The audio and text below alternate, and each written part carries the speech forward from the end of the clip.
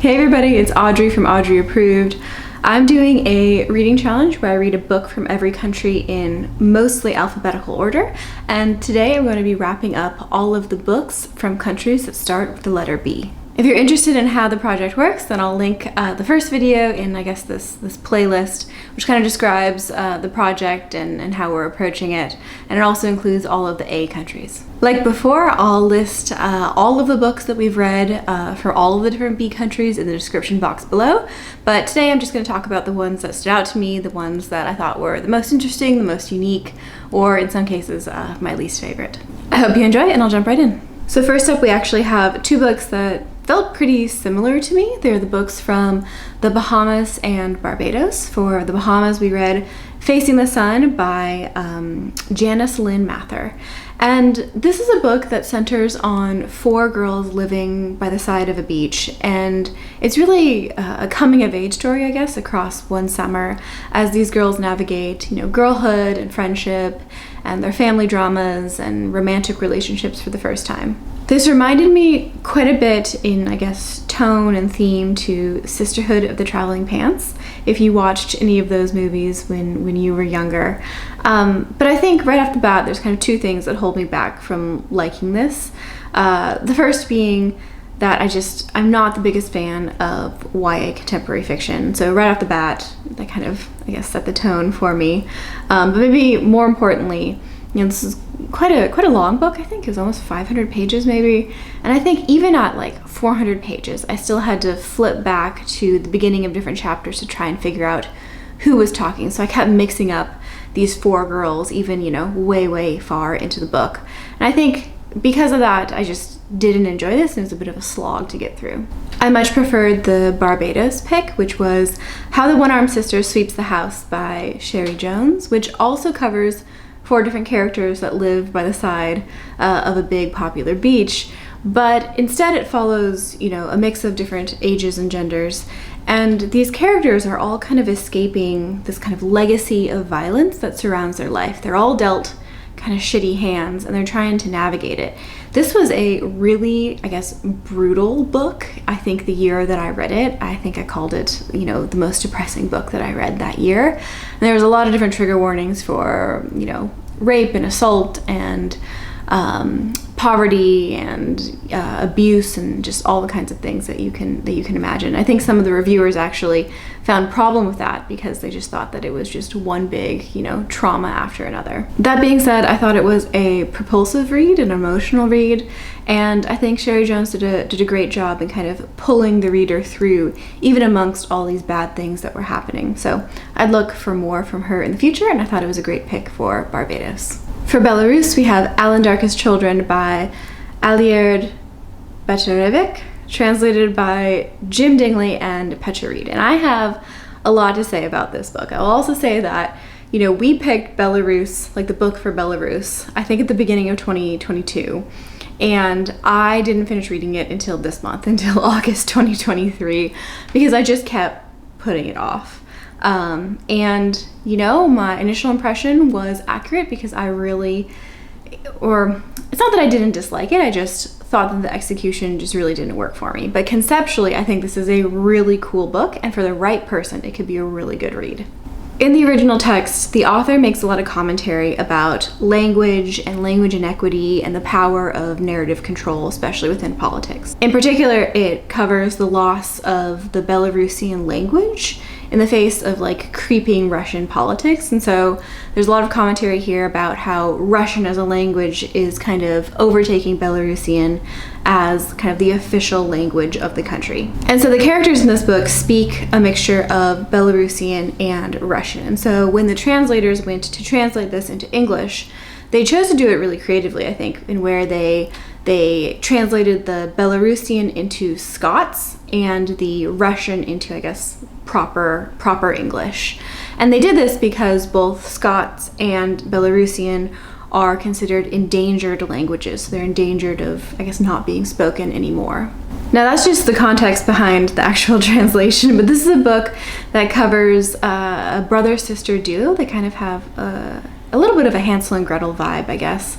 And they're escaping from this concentration camp where they're being forced to, I guess, speak Russian. They're traditional Belarusian speakers. They're forced to speak Russian, and so they escape from this place and they're trying to, I guess, find their family. That being said, I'm not sure how much of this plot I actually took away, because I found the Scots just so difficult to get through. I think over half the book is written in Scots English, and it's written in a way that I just couldn't get through it. I just couldn't figure out what was happening. For example, the first line in this book is, "My titty was eaten by wolves," and I'll put the actual spelling up on the screen right now. And you know, titty means sister, which is not something that I figured out until, like, I don't know, 75-80% through the book. And I think wolves is wolves, although I'm not quite sure wolves were in the story. So there's just like, there's so many different examples. Maybe I'll put some more up on the screen of like words that I would never connect, and I just couldn't figure out through the context. And so, you know, I'm just in general not a fan of reading, I guess, dialect or accented language within text. It's just like, it's just a personal preference. It's not anything that I have a problem with conceptually. And so I think because of that, I was just slated to not like this off the bat. But again, I feel like for the right person, this could be a really good read. If you have a lot of patience, if you care a lot about translation, or you're interested in unique pieces of translation, and if you kind of like the idea of like fairy tale meets literary fiction, then this might be something that you enjoy. For Bhutan, we have Beyond the Sky and the Earth, A Journey into Bhutan by Jamie Zeppa. And this is a book that I was actually a little bit worried about, because it's written by a white Canadian woman who goes to Bhutan for a few years. I think she's around, 24, 25 when she does this. And it's a bit of a like find myself kind of memoir. And so I was a little bit nervous going into it, but I was pleasantly surprised, because I think that Jamie Zeppa is not only a really good writer, but she had a very respectful approach to how she talked about and how she thought about her experiences in Bhutan. I really thought the author was really honest and really vulnerable. She talked a lot about her lack of understanding and the right that she had to feel certain ways, or in many cases the lack of the right she had. And so I found this was a pretty interesting read. I also think that her descriptions, especially of the landscapes, really kind of brought the countryside to life. This had an ending that I was not expecting at all, so I think that kind of turned me off at the very end. But overall, I'm not unhappy reread this, although if you can find a book by a Bhutanese author, then that might be a better choice. For Bosnia and Herzegovina, we have Goodbye Sarajevo by Atka Reid and Hannah Schofield. And this is another memoir. It's written by two authors. The authors are sisters, and they recount their time growing up in Bosnia in the 1990s during, active wartime. The content is pulled from the journals that these sisters kept when they were younger, and it really focuses a lot on what ordinary folk have to go through in times of warfare. I talked about how war, especially civil war and civil unrest, was a really big theme within, these books that we've read so far. I think this definitely falls into that category. It's a sobering read and it's a sad read, but I also thought it was an important read, especially for me, because I didn't know anything about the Bosnian War. The one thing I will note is that these authors are adults when they wrote this book, but they are writing the book from the perspective of their younger selves when they were children. And I think because of this, at times, this had a bit of a YA feel. But again, I thought it was an interesting read, and it's a solid choice if you're doing a project like this. Okay, this next one I really liked. For Brazil, we read Her Mother's Mother's Mother and Her Daughters by Maria Jose Silveira, translated by Eric Becker. And if you're doing a similar reading project, this is an excellent pick for Brazil. And if you're also looking for books for Women in Translation Month, this is an excellent pick. And what it does is it traces the history of Brazil from 1500 to 2000, so across 500 years, across the lives of, I think, 20 different female characters, and they're all kind of descendants of each other. So each chapter is the child or somehow related to the main character of the previous chapter. And it's very similar in, I guess, theme and structure to Homegoing by Yaa Gyasi, which I think everybody and their mother has read at this point. And it's a very kind of similar structure to that. So if you like that, then you might like this one as well. I just thought it was really cool to get such a wide swath of Brazilian history and experiences through this one kind of female line. And I think, again, I talked about thematically in my last video that violence against women in particular was another theme that we've seen, and again, it shows up a lot in this book because there's 20 different female characters throughout the different storylines. But yeah, I thought it was a really good read. It's denser and I think maybe a little bit less readable than Homegoing, but I still thought it was creative, and it's a good pick if you're looking for something similar. For Brunei, we have The Fisherman King by Katarina Dowd, which I think wins for the best cover within this grouping of books.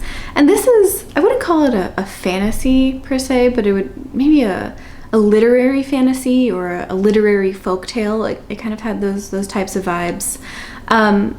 This was I think my aunt's favorite book of all the books that she's read so far.